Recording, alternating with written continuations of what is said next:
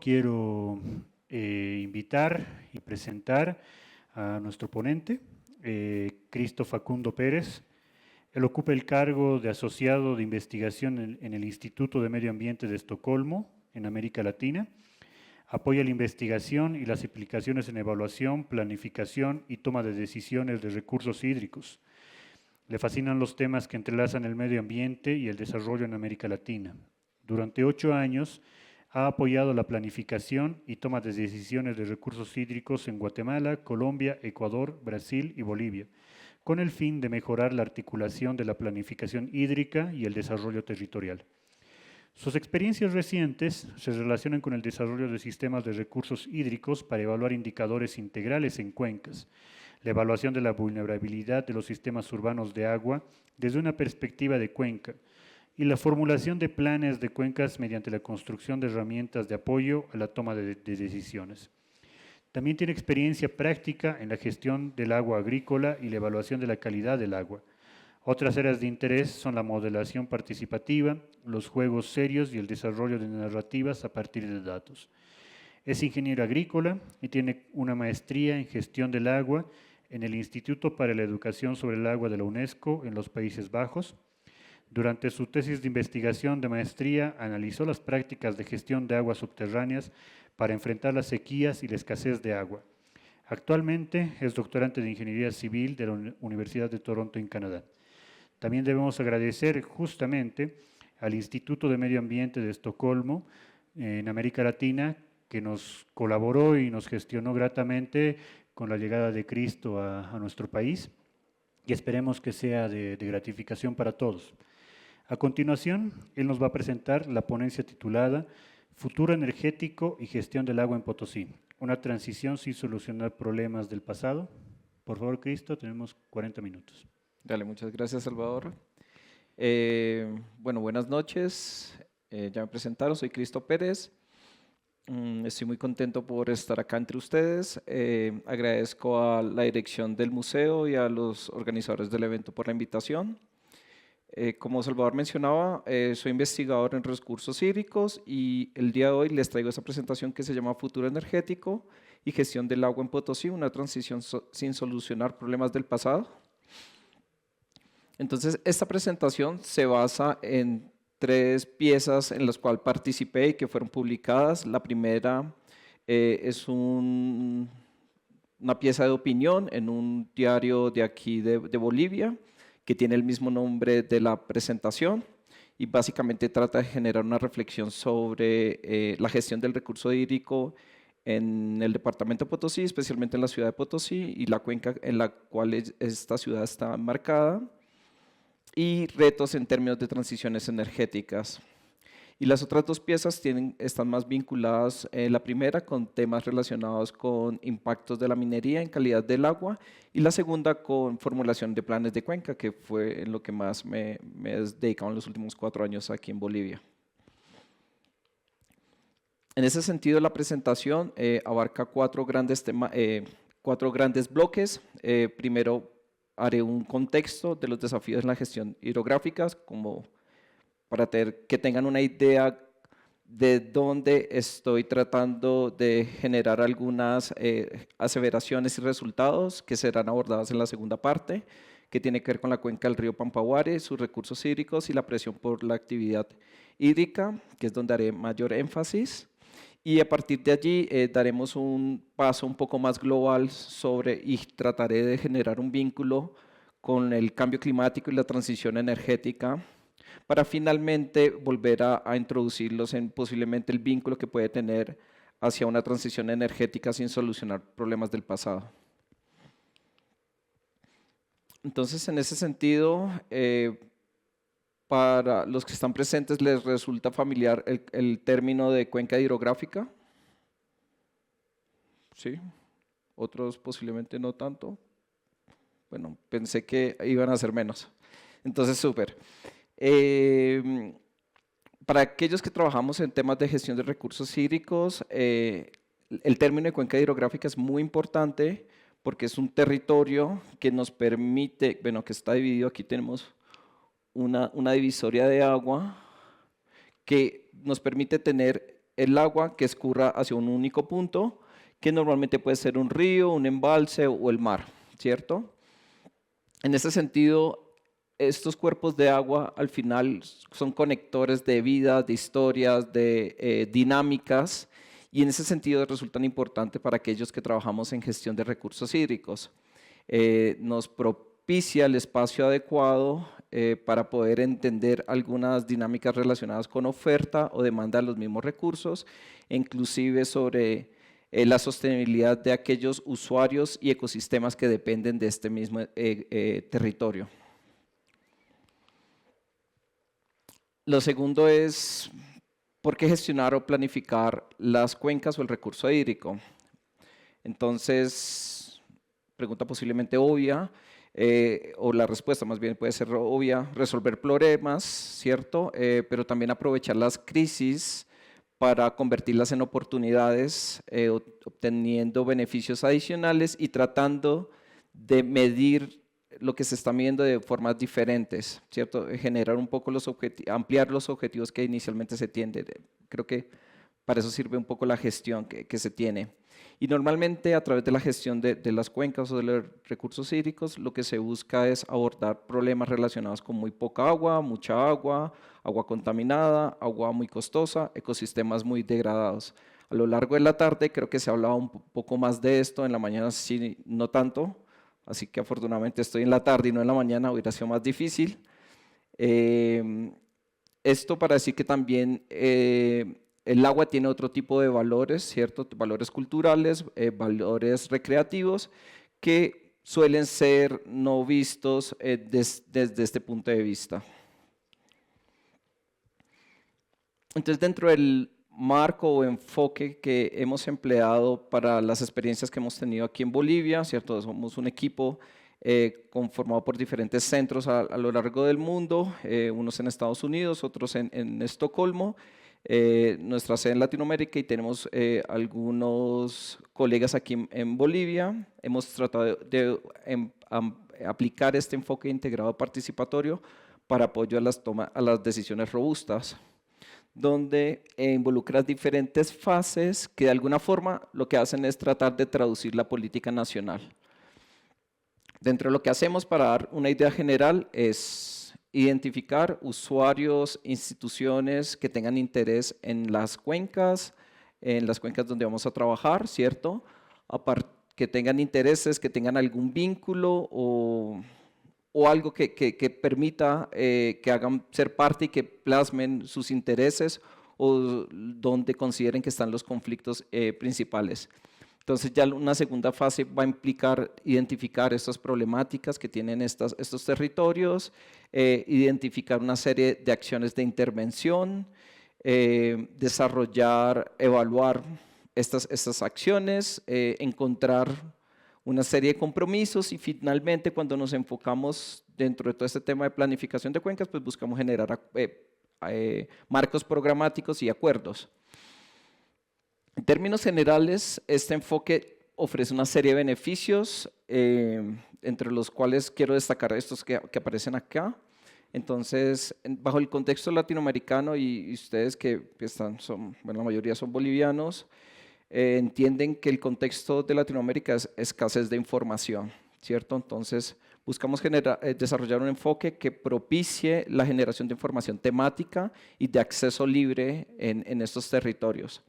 Evaluación de objetivos focales, ¿cierto? Que podamos tratar de medir diferentes tipos de intereses, porque posiblemente el interés que yo tenga es muy distinto al que tiene Salvador, por temas culturales, por temas de formación profesional, por lo que sea.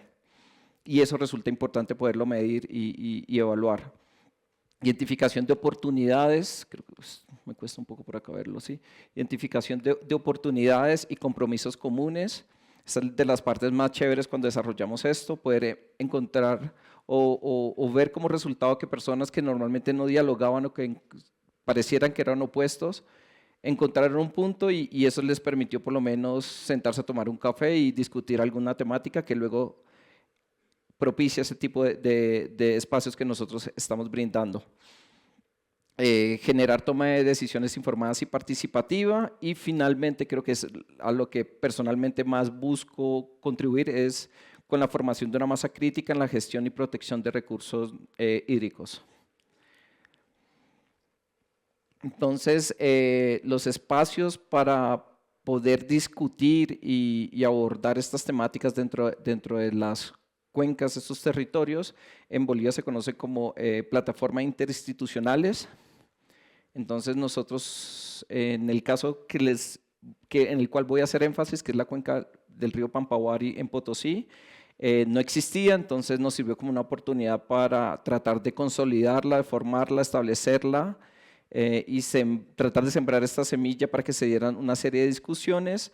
En ese mismo sentido, hicimos una serie de capacitaciones, nos enriquecimos un montón. Yo personalmente aprendí un montón de las diferentes personas que participaron allí, que representaban diferentes instituciones. Nos permitieron hacer una serie de actividades de campo para poder consolidar las acciones de intervención que queríamos evaluar, poderlas evaluar, recibir su retroalimentación y llegar a una serie de compromisos. Y esos compromisos pues son traducidos en una serie de documentos o insumos que hicimos un esfuerzo grande para poderlos diseminar en diferentes formatos, para diferentes públicos, para diferentes usos. Por ejemplo, abordaba las temáticas, los principales problemas donde nosotros les llamamos como problemáticas y vulnerabilidades de la cuenca. A partir de allí identificamos una serie de áreas temáticas, aquí se han mencionado en la tarde algunas relacionadas con temas de género, temas de riesgos por eventos extremos, es que no alcanzo a ver bien, sí, no, muy bien, pero bueno, hay unos relacionados con ecosistemas, otros con minería, unos temas con abastecimiento para uso doméstico. Entonces, al final, un poco lo que estábamos tratando, porque contábamos con un equipo de diferentes profesionales, era poder abordar diferentes temáticas que se tiene en la cuenca. Se apagó. Volvió. Y finalmente, pues, establecer una serie de acciones. Entonces, esto es como el preámbulo de la metodología que nosotros seguimos para poder llegar a los siguientes resultados que van a ser comentados. Entonces, específicamente la cuenca del río Pampahuari está ubicada al sur de Bolivia, en el departamento de Potosí.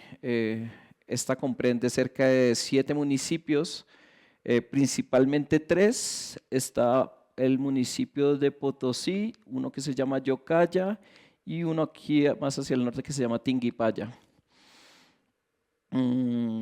Es un territorio que está compuesto específicamente por vegetación dispersa, entonces algunas personas pueden pensar que no tiene mucha diversidad, pero la tiene. Es una zona con ecosistema semiárido, entonces la disponibilidad hídrica es más bien limitada, temperaturas bajas típicas de altiplano.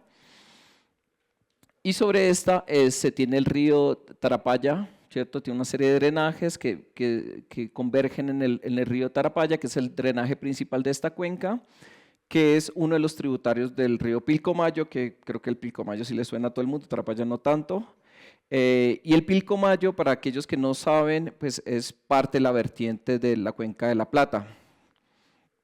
Si nos detenemos un momento, esto quiere decir que las aguas que drenan de la ciudad de Potosí, que está como por aquí, en algún momento se encuentran con las aguas que drenan de Sao Paulo o Buenos Aires. O sea, estamos ubicados en la misma parte. Entonces, es un poco la importancia que tiene esto. Entonces, acá vamos a hablar sobre 3 temáticas. La primera es estas manchitas que yo creo que se ven naranjas. Muestran áreas con una importancia o relevancia en ecosistemas estratégicos para provisión ambiental.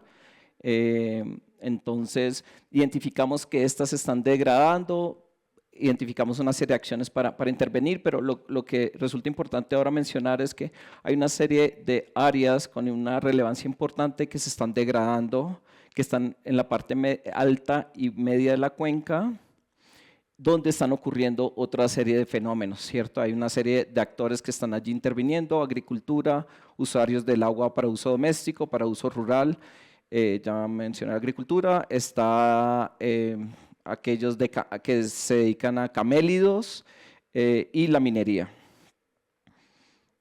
En la medida que estos ecosistemas se van degradando, también vamos a ver que este tipo de actividades también tienen una degradación. Los ecosistemas, la biodiversidad que está allí también se degrada.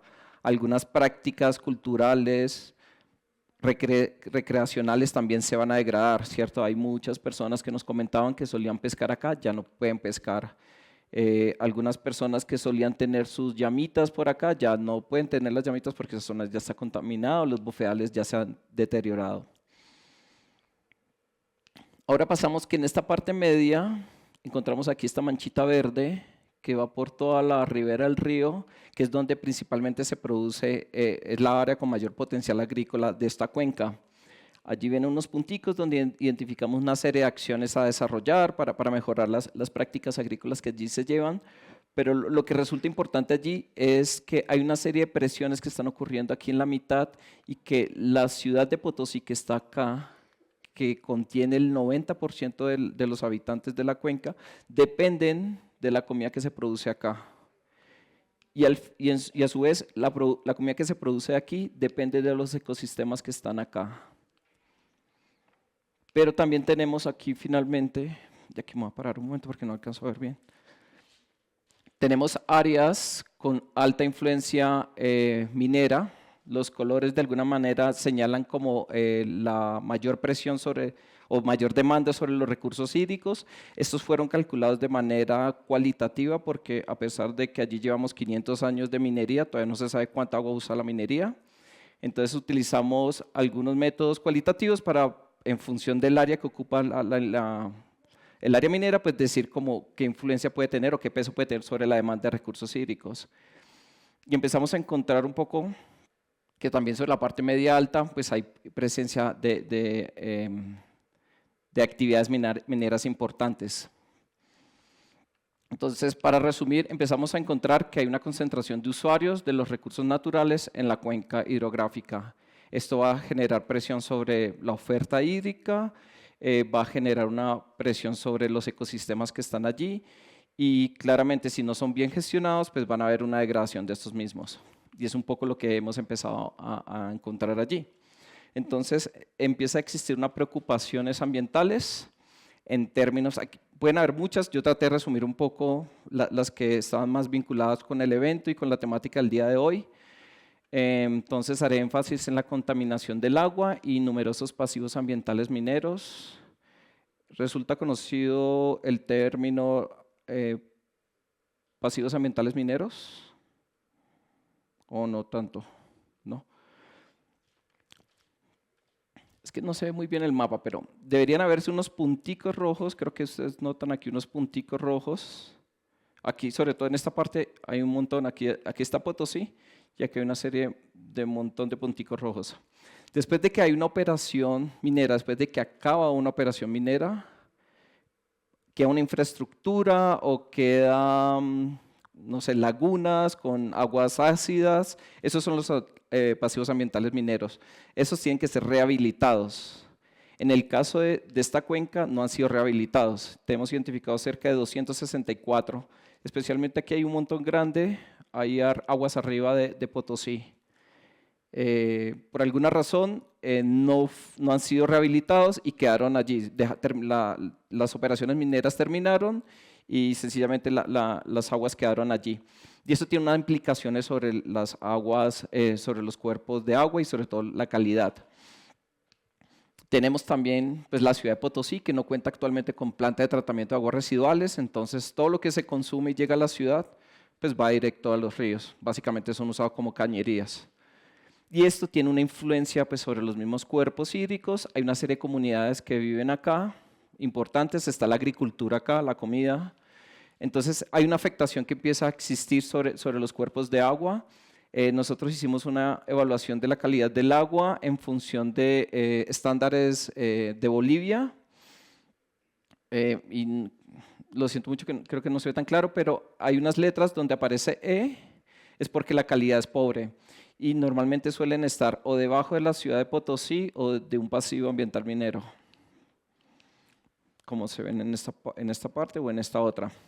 Entonces, pues la contaminación de los tributarios del río Pilcomayo, que es parte de la vertiente de La Plata, pues están cargados con metales pesados y aguas residuales domésticas, afectando la salud de pues, los medios de vida y las mismas comunidades, ¿no? Hemos encontrado bajos niveles de oxígeno disuelto, ¿cierto? Entonces, los pescaditos allí o algún otro ser que pueda vivir en estos ecosistemas, pues sencillamente no pueden desarrollarse adecuadamente. Y estas preocupaciones ambientales pues también han sido reportadas para esta zona por otras instituciones a través de diferentes medios. Entonces tenemos algunos que lo han reportado a través de artículos académicos, otros más bien informativos y tenemos incluso alguna auditoría ambiental donde reporta este tipo de preocupaciones ambientales. Dentro de las actividades socioeconómicas que existen en la región, que ya mencionaba, estaba la agricultura, camélidos, hay algunos servicios relacionados con atención al cliente, algunos comerciales. Muchos de estos giran en torno a la minería. Entonces, de por sí, el sector minero tiene un impacto grande dentro de la economía de la región. Sin embargo, a pesar de esta contribución minera, pues en la región se puede encontrar que hay unos niveles de pobreza multidimensional significativos. Parece ser que no está teniendo el impacto que se podría esperar. Si nos salimos un poco del departamento y comparamos con otras regiones mineras en Bolivia, pues también hay estudios que muestran que los municipios con más altos niveles de desarrollo no coinciden con aquellos donde predomina la actividad minera. Ahora empezamos a verlo sobre la presión sobre los recursos hídricos. Entonces, creo que en una presentación anterior mencionaban esto sobre el acceso al agua como un derecho fundamental en Bolivia. Pero como en casos de la ciudad de Potosí, que es una capital, pues tiene este desafío para garantizar el acceso a la seguridad hídrica, pero también importante el saneamiento adecuado. Creo que es importante señalar el saneamiento adecuado, no nos podemos solo enfocar en la seguridad hídrica porque si no tenemos saneamiento adecuado, los que están aguas abajo de nosotros, pues tampoco van a tener seguridad hídrica. Y esto claramente va a tener un retraso sobre algunos con el cumplimiento de los objetivos de desarrollo sostenible en términos del objetivo 6 que tiene que ver con agua y saneamiento. Esto de alguna manera podemos verlo como una agenda global que no nos toca, pero al final este tipo de objetivos de desarrollo sostenible lo que están diciendo es que en términos de poder tener una mejor calidad de vida, pues hay una serie de servicios que no se están garantizando de la manera adecuada. Entonces, para resumir todo esto, en esta segunda parte, pues del estudio nosotros encontramos que hay un constante incremento de la demanda de agua para las diferentes actividades. Hay una creciente vulnerabilidad de los sistemas de suministro de agua para esas diferentes actividades debidas al incremento de la demanda y el cambio climático, lo que sugiere que las situaciones que tenemos actualmente en el futuro se podrían agravar. Y en ese sentido, el mensaje que nosotros empezamos a encontrar y que queremos dar es que es importante enfrentar estos desafíos estructurales como la vulnerabilidad a desastres climáticos y la ineficiencia del sector público para lograr crecimiento económico sostenible y reducir la pobreza. Esto es un poco lo que estamos encontrando en la cuenca, ¿cierto? Y la idea es poder encontrar una serie de balances. Entonces ahora voy a tratar de conectarlo con el tema de cambio climático y la transición energética.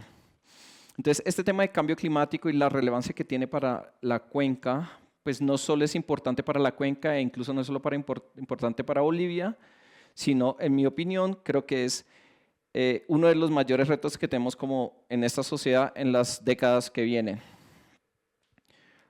Esa es una imagen que me encontré sobre las oleadas de calor que vienen sucediendo, pero hace unos meses estamos aquí con temas de inundación. Bolivia debería estar acá en esta parte. Entonces creo que ustedes que han estado acá posiblemente han sentido esto mucho más que yo. Entonces en ese sentido hay una serie de estudios que con un grado de confianza mucho más alto vienen reportando, y disculpen que está en inglés, donde vienen señalando con alta confianza el impacto que tiene el cambio climático sobre ecosistemas que proveen a los servicios que usamos los humanos y a los mismos sistemas humanos. Entonces, en esta primera parte, aquí donde se muestran esos globitos de color azul, pues muestra una alta confianza del impacto. Esto está desarrollado ahorita por regiones, donde la región de Latinoamérica debería estar por acá. Y viene en la primera parte sobre el impacto en ecosistemas, diferentes elementos de los ecosistemas relacionados con ecosistemas terrestres, de agua dulce y oceánicos.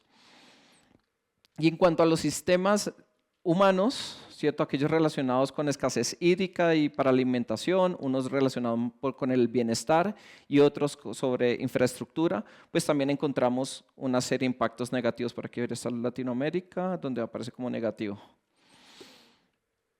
Entonces esto empieza a mostrar que es necesario tomar una serie de acciones. Cada vez la evidencia es mucho más clara sobre el tipo de impactos. Y ya no solo vemos a escala local, sino ya también a escala global, con una alta confianza se puede empezar a expresar. Entonces hay una serie de caminos y decisiones que se han establecido para desarrollar una resiliencia climática, ¿cierto? Entonces implementar una serie de medidas de mitigación de gases de efecto invernadero y adaptación al cambio climático para apoyar el desarrollo sostenible. En pocas palabras, ¿qué quiere decir esto? Quiere decir que un poco lo que tenemos que hacer es dejar la dependencia que tenemos sobre combustibles fósiles y la economía dejar de depender de esta mismo, que es una tarea difícil. El seguir este camino, ¿qué implicaciones tiene? Pues que van a tener unas necesidades globales de minerales raros, ¿cierto? Entonces, se dice que el impulsar globalmente esta transición energética hacia fuentes renovables de energía, pues va a tener un aumento de demanda de minerales, ¿cierto? Donde podemos ver que si buscamos establecer metas de emisiones cero por países, se puede incrementar esas demandas de minerales hasta 6 veces a lo que tenemos en la actualidad. Esto, ¿cómo se puede traducir? Que hay una serie de minerales como el litio, el grafito, el cobalto, que van a crecer, ¿cierto? El litio puede crecer unas 40 veces, el grafito y el cobalto pueden estar entre 25 y 20. Esto puede significar oportunidades para varios países de Latinoamérica, entre ellos Bolivia, y creo que para ustedes suena muy conocido, todo el tiempo vienen hablando sobre el tema del litio, ¿cierto? Entonces, Bolivia, bueno, Latinoamérica tiene unas reservas significativas de cobre, litio, níquel y otros elementos de tierras raros. Bolivia tiene unas reservas importantísimas en litio, pero esto nos llama un poco sobre los retos que estamos teniendo en la actualidad, ¿cierto? ¿Qué quiere decir? Que en la medida que se acelera la adopción de estas tecnologías, pues pueden surgir unos desafíos sociales y ambientales relacionados con este aumento de la demanda y contaminación del agua. Entonces aquí mostramos un poco algunas gráficas que hay de varios estudios donde muestran cómo con el litio pues hay un incremento de la demanda de agua. En ese sentido, si hay una serie de problemas que no se han resuelto en términos mineroenergéticos, posiblemente vamos a tener una transición, pero no solucionando los problemas del pasado, y eso es un poco hacia lo que va la presentación. Entonces, si nos enfocamos sobre la minería en Potosí, del pasado y el presente, pues Potosí tuvo es conocida porque ayudó, ¿cierto?, gracias a estas reservas de plata y estaño, a impulsar el desarrollo industrial en el siglo XIX. Eso todos lo sabemos. Incluso ahora estaba viendo aquí en el museo, tiene una sección de minería, donde tienen también esta imagen, súper chévere. Eso muestra también lo importante que es la minería pues, culturalmente, ¿cierto? O sea, el tema no es decir que no se puede hacer minería, porque creo que para aquellos que conocen todas las culturas indígenas, pues yo vengo de Colombia, hay muchas allá que desarrollaron la minería para sus rituales y para el componente cultural era muy importante. Lo mismo sucede acá.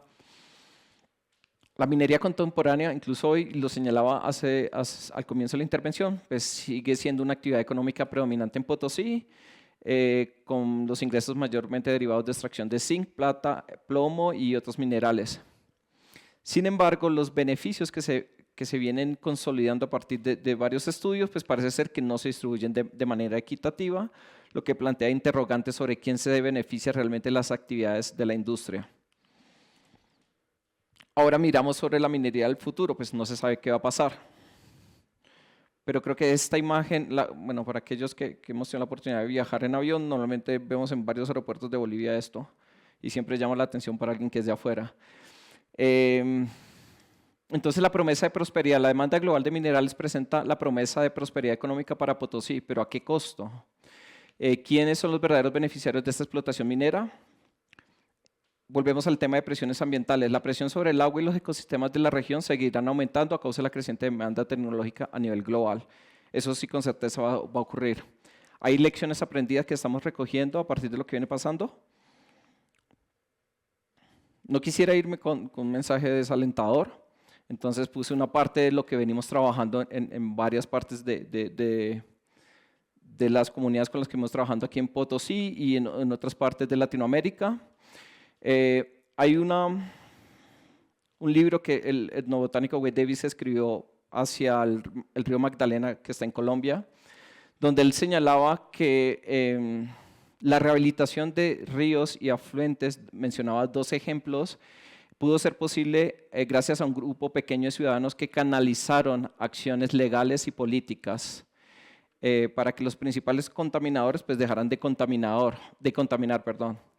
Entonces, en términos de como lo decía, es simple, es solo reducir las actividades que causan la contaminación. No es que dejen de funcionar, es solo que esa actividad tiene un impacto y hay que prestarle más atención a ese impacto que están causando.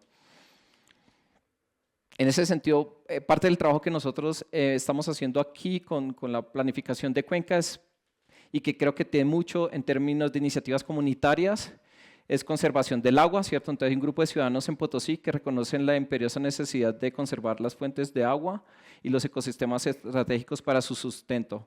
Cada vez se escucha más sobre este tema de leyes para conservar las fuentes hídricas y creo que es el paso a seguir. Se deben llevar a cabo esfuerzos para abordar la contaminación ambiental a lo largo del río Pilcomayo y gestionar los numerosos pasivos ambientales mineros. Hay que hacer algo con esto y encontrar las formas de poder solucionarlo. Y que si se va a seguir haciendo ese tipo de minerías, pues de cara al futuro hay que hacer algo con esto, porque va a seguir ocurriendo. Y colaboración interinstitucional. Hay una plataforma, que es la plataforma de Cuenca, que está fomentando voluntades políticas para mejorar la seguridad hídrica en la región, subrayando la necesidad de acciones coordinadas entre instituciones. Es importantísimo el diálogo y sobre todo entre diferentes. Entonces, mensajes finales.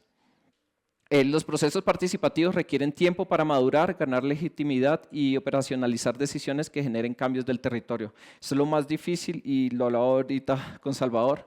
Es muy difícil que en un proyecto de 2 años podamos tener procesos participativos verdaderamente consolidados, pero se pueden sembrar semillas.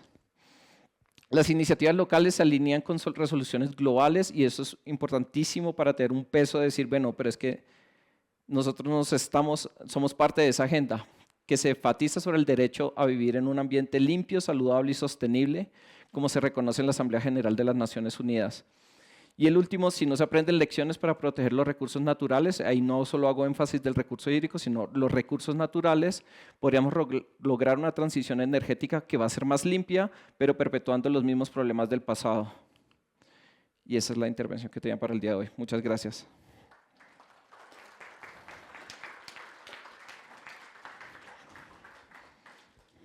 Bueno, justamente muchos de estos temas los habíamos hablado anteriormente con Cristo y creo que es un problema no solamente nacional, claramente es un problema latinoamericano. En ese sentido, hablábamos igual justamente con él que muchos de estos proyectos que se están llevando a cabo para extracción de minerales, y bueno, ese es solo hablando de un tema, sino no toman en cuenta las comunidades, ¿no? Y creo que en la tarde, y tanto con los trabajos que él viene desarrollando, hemos visto qué tan importante es que el aspecto cultural, las comunidades sean partícipes también de esto, ¿no? Que no solamente se sirvan para aprobar los proyectos, ¿no? Para firmar una hoja, sino que realmente se vean involucradas, no solamente en la toma de decisiones, sino también con estrategias que ellos puedan llegar a tener.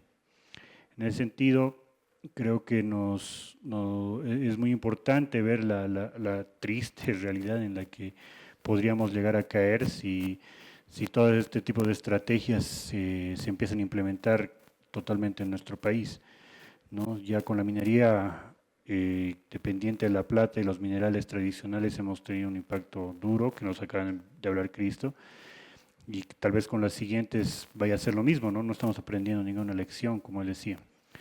Y bueno, con este tópico y a manera de justamente crear un debate, reflexión, tal vez alguien, no sé si alguien tiene comentarios, consultas que quiera realizar. Isaac, arriba, arriba, arriba, arriba.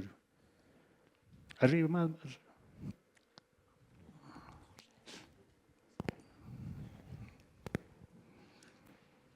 Muy buenas noches, muchísimas gracias por la ponencia interesante. Yo más bien haría un comentario que vale la pena una autorreflexión. Yo creo que como comunidades indígenas de las comunidades no lo vemos como un recurso. Y eso creo que es bien importante para la autorreflexión y como investigadores jóvenes debemos tomar en cuenta. Para nosotros es un ser vivo que habita en todos los espacios. Y como está habitando en todos los espacios, pues los jóvenes a ratos lo vemos desde el otro lado de la formación académica vertical, que genera justamente ese pensamiento estructural donde la contaminación o el extractivismo está generando este problema. Y creo que más bien para poder autorreflexionar desde nuestro punto de vista, también depredamos la cultura. Y creo que desde ahí más bien hay que pensar, por ejemplo, cómo nosotros agradecíamos al agua y cuidábamos al agua. Y por qué eso lo tenemos que ignorar y solo pensar en el problema. Yo creo que más bien hay que ser un puente entre ambos lados y tratar de entender desde la raíz en términos culturales y los problemas actuales que afrontamos. Simplemente eso, gracias. ¿Podría comentar algo sobre Claro, eso? sí. Súper. Estoy de acuerdo con vos. Verdaderamente, la presentación, mucho de lo que mencioné, hablaba de recurso hídrico y estoy de acuerdo con vos. El agua tiene muchos significados y también considero que parte de lo que viene pasando con recursos naturales es que nos hemos aislado de los otros significados que tiene, ¿cierto? Hacía énfasis sobre cómo se usa, ¿cierto? Y mencioné sobre algunas prácticas culturales y recreacionales que se perdieron, pero al final del día estas no son consideradas y no tienen un valor significativo, ¿cierto? Al mismo tiempo podrían ser el significado espiritual que pueden tener los recursos hídricos o el agua, ¿cierto? Entonces, en ese sentido estoy de acuerdo contigo. Y creo que va en línea de lo que mencionaba anteriormente del significado que tuvo la minería o el uso de metales en comunidades prehispánicas, donde iba mucho más allá que solo el uso, sino que también eran parte de sus rituales. Yo solo quería comentar eso. Una consulta, comentario. Por favor. Aquí, allá. Muchas gracias por la exposición. Más, tengo una pregunta al final, pero quería poner sobre la mesa unas reflexiones para ampliar un poquito la conversa. Lo primero es que me sigue haciendo un poco de ruido pensar que la transición energética es una sola gran transición energética en el mundo, cuando en realidad es una transición energética para alguien más que no será Bolivia, ¿no? O sea, estamos básicamente mirando al sur del mundo por minerales críticos o minerales raros, tierras raras, para la transición energética del norte. Y creo que eso es un punto de partida geopolítico fundamental para entender si queremos seguir jugando un rol donde realmente no va a solucionar, digamos, la transición energética, el problema del cambio climático como tal, para reducción de emisiones, y eso creo que tenemos suficientes evidencias. Por ejemplo, no sé, hay muchos de estos minerales raros o críticos que se usan para armamento militar y no para energías renovables. Entonces, siento que la narrativa de cómo hablamos de por qué esta minería es urgente o es importante, tiene que ser todo el tiempo cuestionada, porque al final, como tú has mencionado, los pasivos ambientales siguen ahí y sabemos que, por ejemplo, la minería de litio va a generar un montón de residuos ambientales pasivos que evidentemente no tenemos ningún interés de manejar, ¿no? O de manejar adecuadamente. Un poco en el enfoque que tú tienes de Cuenca, y me voy a acercar a la pregunta que tú hacías, ¿no? Sobre qué pasa con la consulta previa informada y la participación efectiva de las comunidades en proyectos mineros en el contexto de Potosí. La mayoría de los proyectos son bastante maquiavélicos, digamos, en la forma en la que determinan hasta dónde es el área de influencia de un proyecto, o sea, hasta dónde va a haber impactos. Entonces, si yo digo, y te pregunto por el enfoque de Cuenca, si yo digo, hasta aquí nomás, entonces ya no le tengo que preguntar a la comunidad de al lado si este es o no es un problema para ellos o si deberían ser o no consultados, está siendo en esencia uno de los mayores déficits de cumplimiento de derechos de participación y como han dicho justamente no solamente en Bolivia. Entonces, desde el enfoque de Cuenca me parece importante que escucharte un poco, ver ¿qué se puede hacer? Porque yo digo, frente a todo esto, ¿realmente un plan de cuencas puede hacer algo en ese sentido? Quisiera pensar que sí.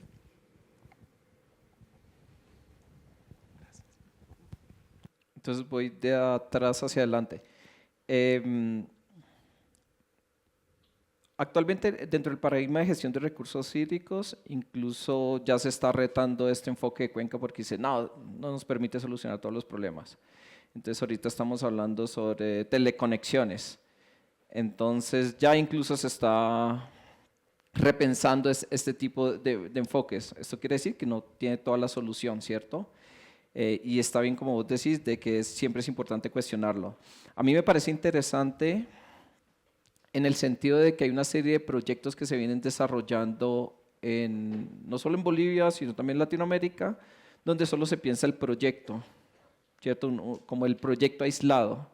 El hecho de que metamos esto dentro de una cuenca, de alguna manera está haciendo que las personas que están tomando la decisión piensen sobre los impactos que pueden estar aguas abajo o los beneficios aguas arriba también. Ahí es donde yo lo encuentro importante y bastante productivo, ¿cierto? Hay una serie, por ejemplo, proyectos agrícolas. Hasta cierto número de hectáreas se piensa solo como el proyecto en sí. Usa el agua de un lado y, bueno, míralos como algunos usuarios que están allí y ya sale. A partir de ciertas hectáreas para arriba, creo que aquí son como 500 hectáreas, ya ahí sí puedes pensarlo en términos de cuenca y ya lo consultas con la plataforma de cuencas. Ahí es donde yo creo que puede tener mucho más peso este enfoque de cuenca, ¿cierto? Hay muchos proyectos que son a pequeñas escalas que pueden tener un impacto grande. Ahora, que la planificación de cuenca lo resuelve, no creo, pero creo que es un primer paso. O sea, verdaderamente sí creo que es un primer paso.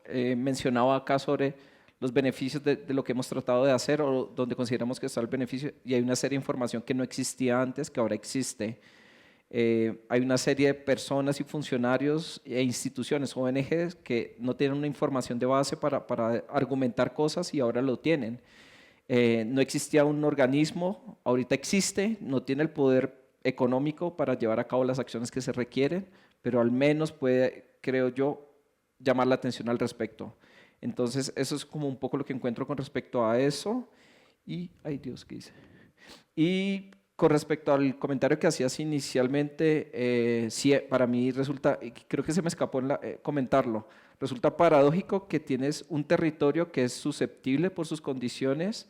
Hay una serie de actividades o dinámicas socioeconómicas que se están desarrollando que presionan más lo limitado que es los recursos allí. Viene el tema de cambio climático que no tiene nada que ver con ese territorio, pero entonces hace que la temática sea mucho más grande, la vulnerabilidad y las presiones.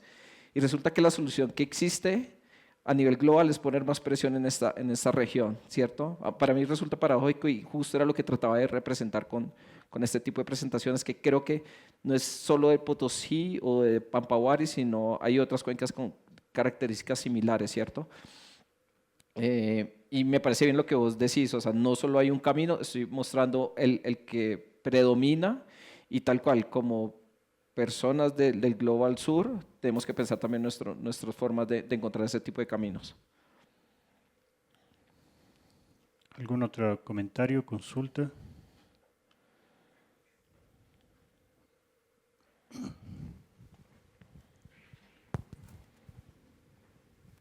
Muchas gracias por mostrarnos un poco ese contexto en el que Potosí ha generado un gran movimiento económico en un momento especial también del cambio económico en el mundo, ¿no? Se daba un proceso de industrialización y Potosí aportó mucho, no solamente al interior de lo que fue después Bolivia o lo que es, sino generó toda una dinámica económica hacia afuera. Entonces se hace una extracción casi contextualizada en un momento especial donde las lógicas y las formas de poder extraer ese tipo de productos, pues no calculaba las incidencias, las consecuencias que iba a tener. En esta, diremos, retrospectiva del pasado, ¿cómo transportarnos a la actualidad? ¿No? En el sentido de que podemos pensar que vamos a seguir explotando así la minería, pero con un sentido ya positivo. Bueno, va a tener consecuencias por estas razones y por tanto tendríamos que prever esas posibilidades. Entonces, ahí va por un lado políticas de Estado, políticas regionales, un gran interés de poder hacer algo de cambio, pero también el problema es la conciencia del poblador, ¿no? Es otro elemento también muy difícil de poder entender, porque, por ejemplo, aquí en la ciudad de La Paz podemos nosotros sembrar unos árboles, pero no los cuidan. A diferencia, no sé cómo será en Bogotá o en Colombia, porque es una ciudad emblemática del árbol o que tiene un referente de cuidarlo, digamos, ¿no? O sea, son lógicas muy distintas que tiene que ver eso con ese cambio, optando por los valores, ¿no? Que puede darnos la posibilidad de la minería, o sea, en el sentido no solamente de la extracción, sino de que sea más integral el servicio y las consecuencias que puedan dar. Entonces, esas lógicas de la población en sí es tal vez más difícil de poder penetrar a esos espacios, pero justo estos eventos son esa apertura, ¿no? Y esas muestras que tú lo planteas, porque invita a repensar, ¿no? Revalorar o rediseñar una nueva forma de poder hacer ese tipo de acción que sirve económicamente, pero también puede tener un servicio de proyecto social a mediano o largo plazo, ¿no? Solo era el comentario. ¿Puedo comentar ahí algo? Claro, sí, sí, sí. También estoy de acuerdo contigo, o sea, creo que un poco la idea de la presentación es justo mostrar en qué estamos, ¿cierto? O sea, va a pasar, eso va a ocurrir sí o sí. ¿Qué rol queremos tener nosotros dentro de lo que va a pasar? Y tal cual, la concientización es el camino. El diseñar valores y eso creo que ustedes ya lo saben mucho mejor que yo, no trabajo tanto en eso, pero por ejemplo mencionabas a Bogotá, cuando uno mira las capitales de Latinoamérica en términos de consumo de agua, Bogotá es una de las que menos agua consume per cápita, aún así estamos en racionamiento de agua, hoy en mi casa no hubo agua. Entonces hay valores que ayudan a que cambien la posición de una comunidad, pero pues si las decisiones que se tienen que tomar no se toman a tiempo, pues también pasan cosas como esta. Solo eso. ¿Algún otro comentario, consulta? Aquí adelante, por favor.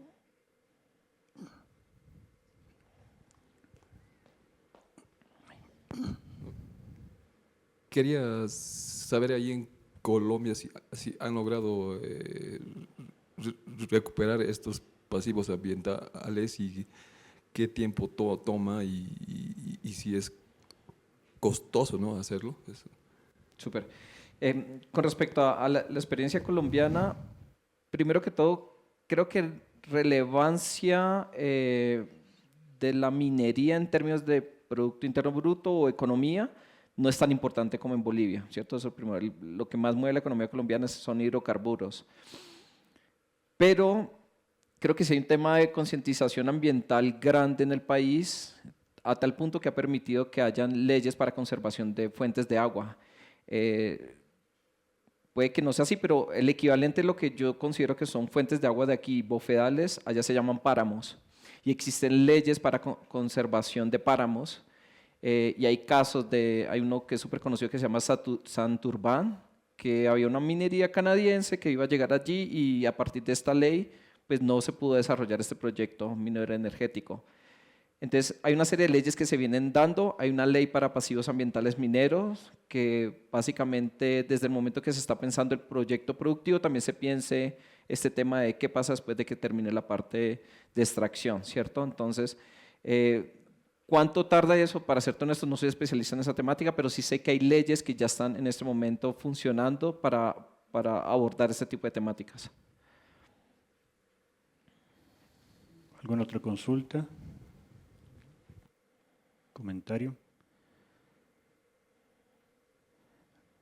Bueno, yo quería retomar un poco lo que hablábamos hace un momento. Es realmente preocupante el tema de la presión que se le está dando a los territorios, bueno, cargarle más presión de lo que ya tienen, sobre todo en las áreas rurales, ¿no? Como tú mencionabas de Potosí, justo estas áreas de donde se produce la comida, de donde viene todo lo que consumimos, es la que más presión está teniendo, ¿no? Mucho más carga ambiental, mucho más impacto en cuanto a contaminación y degradación de los suelos mismos. Y esto evidentemente va a afectar, o ya está afectando, a las comunidades mismas, ¿no? Y las comunidades están empezando a migrar, ya sea a las ciudades urbanas o directamente a otros países, en busca de algo. Entonces, ¿cuál es el panorama, no? O sea, claramente el panorama es desastroso si esto continúa o si se lleva a cabo, pero tal vez generar algún tipo de estrategias, como mencionábamos, culturales tal vez, de qué se podría hacer para aminorar este impacto que está teniendo el medio ambiente.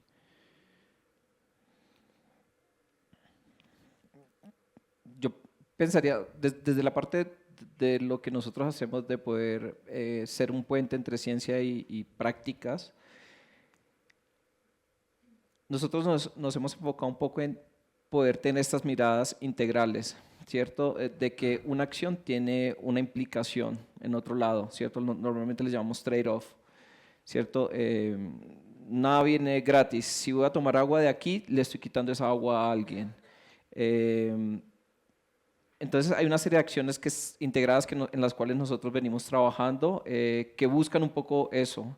Y al generar estos espacios los que hablo se me olvidó, bueno, estos espacios de cuenca donde participan diferentes actores y que puedan negociar, que puedan dialogar y darme cuenta de que hay beneficios generales que me siguen beneficiando y que me sirve, que es darle agua a esta gente porque luego me da comida. Ese tipo de acciones nosotros las venimos desarrollando y ese tipo de espacios. Pero también considero que si hay un tema cultural que se nos está escapando y nosotros que somos más técnicos normalmente no lo vemos, que al final del día también resultan importantes, ¿cierto? Mencionaba sobre este tipo de prácticas que se pierden y que pueden dar mucho valor. Personas que solían ir a bañarse a los ríos y ahorita ya no lo pueden hacer. En esta zona, sobre todo en la cuenca, en la parte media, el uso de aguas termales es súper importante, ¿cierto? Eso es para uso recreacional, pero también tiene un valor económico de estas comunidades de la parte media. Se pueden llegar a contaminar y ese uso recreacional ya no deja de existir y también afecta en términos económicos. Entonces, creo que sí hay un valor cultural que hace falta. Posiblemente puede estar vinculado desde lo que algunas personas técnicas hacemos cuando tratamos de hacer temas de capacitación o educación ambiental. Creo que ahí puede estar vinculado, pero hasta el momento creo que no lo estamos haciendo con una parte de autocrítica. Bueno, con esto cerramos nuestras intervenciones magistrales dentro del marco de la reunión anual de etnología y agradecemos nuevamente a Cristo por su presencia. Pero ¿hay una pregunta más? Sí, por favor.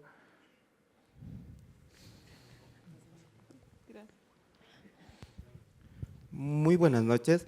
Quería hacer una pregunta, ¿no? Sabemos que trabajar con comunidades es muy difícil. Hay momentos que hay problemas, como hay momentos que la comunidad te apoya mucho.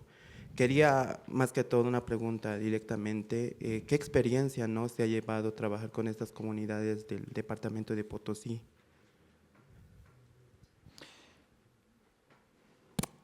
Para que no se vea que es específico, puedo hablar en general con otras comunidades que también he trabajado en otras partes de Latinoamérica también, y creo que coincido en lo que vos mencionas de que resulta difícil y resulta difícil por la serie de dinámicas en las que están involucradas.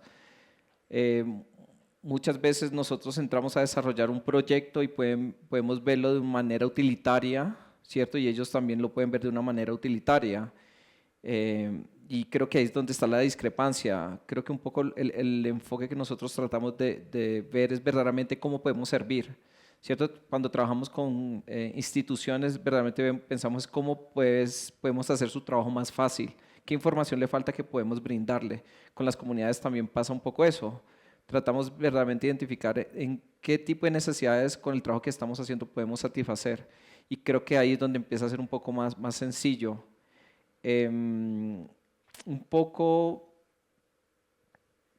cosas en las que me he identificado a lo largo pues de algunas experiencias es que hay muchas personas que resultan ser agentes de cambio, y creo que identificar esos agentes de cambio en el momento en que empiezas a desarrollar un tipo de proyectos de este nivel es súper importante, porque le vas a hacer el trabajo mucho más fácil y te va básicamente guiar.